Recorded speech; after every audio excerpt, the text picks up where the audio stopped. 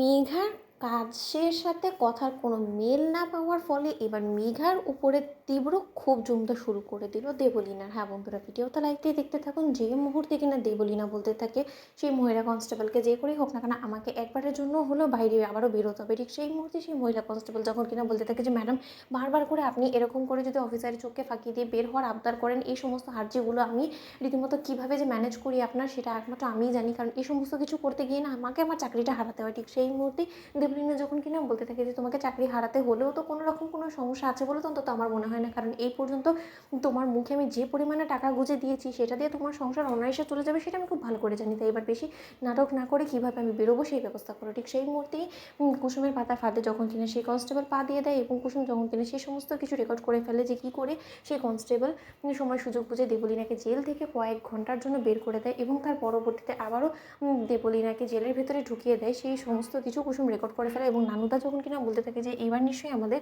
খেলাটা আরও বেশি সহজ করে দিল, কিন্তু এবার দেবলীনা ম্যাডাম ঠিক কোথায় যায়, তার গন্তব্য কোথায়, সেটা আমাদেরকে নজর রাখতে হবে। ঠিক সেই মুহূর্তে কুসুম যখন কিনা বলতে থাকে যে এবার তোদের মধ্যে চিঙ্গারিটা আমাদেরকে ছেড়ে দিতে হবে যাতে করে কিনা দাউ দাউ করে দু বোনের মধ্যে আগুন লেগে যায়। ঠিক সেই মুহূর্তে নানুদা যখন কিনা বলতে থাকে যে তুমি কী করতে চাইছো কুসুম, সেটাই তো বুঝতে পারছি না। ঠিক সেই মুহূর্তে কুসুম বলতে থাকে যে দেখুনি না।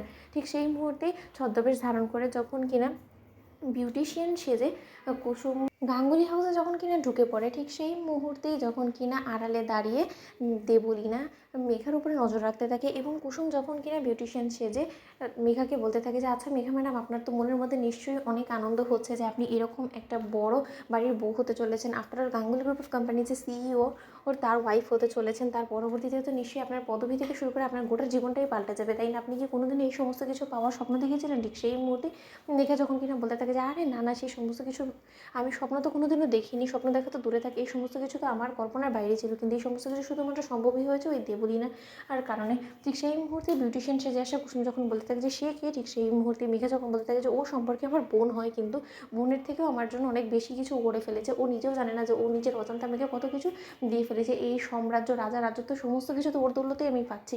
ঠিক সেই মুহূর্তে যখন কিনা কুসুম বলতে থাকে যে তাহলে তার বিনিময়ে সে আপনার কাছ থেকে কিছু চায়নি, ঠিক সেই মুহূর্তে মেঘা বলতে থাকে যে আরে দূরও ছাড়ো তো, আমি এখন আমার স্বার্থ সিদ্ধি পূরণ করতে আমি ব্যস্ত হয়ে পড়েছি, যেখানে কিনা এত কিছু আমি দেখে ফেলেছি, এত সাম্রাজ্য এত সমস্ত কিছু পেছনে আমি না দৌড়ে এখন ওর হয়ে আমি প্রতিশোধ নিতে গিয়ে কি আমি এই সমস্ত কিছু হারাবো নাকি?